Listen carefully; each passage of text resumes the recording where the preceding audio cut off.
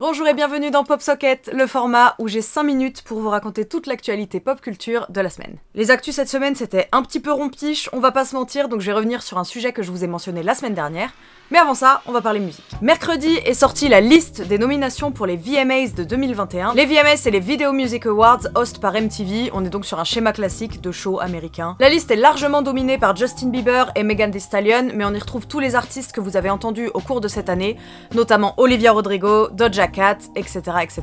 Vous les connaissez maintenant, ça fait 8 mois que l'année a commencé, on est dedans. Pas de réelle surprise pour être honnête, après ça reste un événement sympa à regarder, donc je serai là comme d'habitude, et la cérémonie aura lieu le 12 septembre à New York. Cette semaine, on a aussi pu assister au grand retour de Lizzo qui revient avec un titre nommé Rumors en featuring avec Cardi B. Si jamais vous êtes passé à côté, Lizzo a vraiment percé en 2019 avec son 3e album qui s'appelle Cause I Love You et c'est juste avant la sortie de ce 3e album qu'elle a rencontré Cardi B sur le tournage du film Hustlers. Ça fait du coup depuis cet album qu'elle avait pas sorti de nouveaux titres et vu son utilisation de TikTok, d'ailleurs si vous avez TikTok, je vous conseille de la suivre parce qu'elle est très drôle, on sait que le prochain album ne devrait maintenant plus tarder. Tony Bennett et Lady Gaga ont annoncé plus tôt dans l'année un 2e album collaboratif, donc ils avaient déjà collaboré ensemble sur un album de Tony Bennett appelé Chick to Chick en 2014. Ils ont fait ensemble au début du mois d'août 2 concerts à l'emblématique Radio City Music Hall, mais malheureusement Tony Bennett a été diagnostiqué de la maladie d'Alzheimer en 2016 et sur ordre du médecin, il est maintenant conseillé qu'il reste chez lui et qu'il abandonne complètement la scène. Les autres concerts du duo qui devaient avoir lieu ont donc été annulés, mais l'album est toujours prévu pour le 1er octobre 2021. Et maintenant, le gros dossier de la semaine, je vous en ai parlé brièvement la semaine dernière et vous avez pas pu passer à côté sur les réseaux sociaux, c'est le combat qui oppose Scarlett Johansson et Disney/Marvel. Si vous n'avez pas suivi le drama sur les réseaux sociaux, je suis là pour vous, pour faire le point sur cette controverse. Pour faire brièvement et très simplement, Scarlett Johansson et Disney ont négocié les termes du contrat autour de Black Widow en 2017. Donc bien avant la pandémie et la prépondérance actuelle du streaming, et bien avant même la création de Disney+. Le contrat a donc été négocié dans des termes classiques, plus le film fait d'entrée, plus Scarlett Johansson a d'argent. Jusqu'ici, ça reste une prime, ce qu'il y a de plus normal. Sauf que, là où est l'entourloupe, flash forward en 2021, Disney décide de sortir le film simultanément en salle et disponible sur Disney+.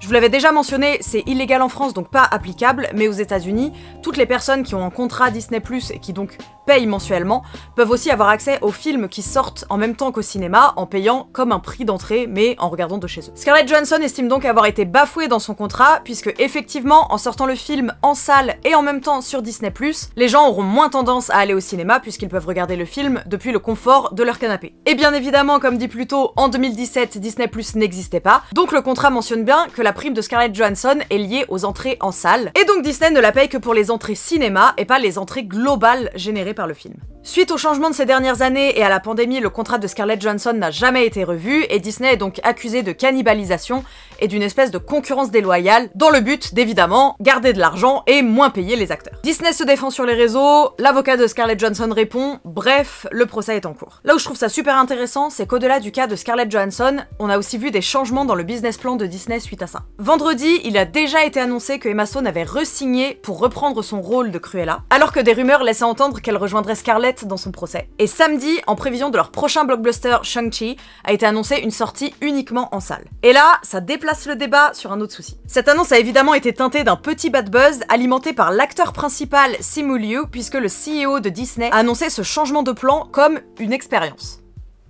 Seulement voilà, il faut pas être Einstein pour voir ça, et au vu du climat actuel, quand d'un côté on a la réluctance des gens à aller au cinéma à cause de la pandémie, et ce qui est totalement normal, et de l'autre, des gros mouvements racistes anti-asiatiques ultra médiatisés, faire du premier film Marvel avec un lead et un cast asiatique une expérience, ça a été un peu mal reçu. Sachant qu'évidemment, avec la loi du cinéma, on sait très bien maintenant que si un film ne fait pas une superbe performance, de superbes entrées en salle, eh bien il n'y aura certainement pas de suite, et que donc la représentation par la fenêtre. En résumé, cette semaine, c'est un peu la sauce pour Disney. C'est malheureusement tout ce qui a retenu mon attention cette semaine. Je m'excuse moi-même puisque l'épisode de la semaine dernière a été un petit peu plus long que les autres. Dans tous les cas, merci d'avoir passé ces quelques minutes avec moi. Comme d'habitude, on se retrouve toute la semaine en live sur ma chaîne Twitch. Lundi prochain, même heure pour un nouveau PopSocket.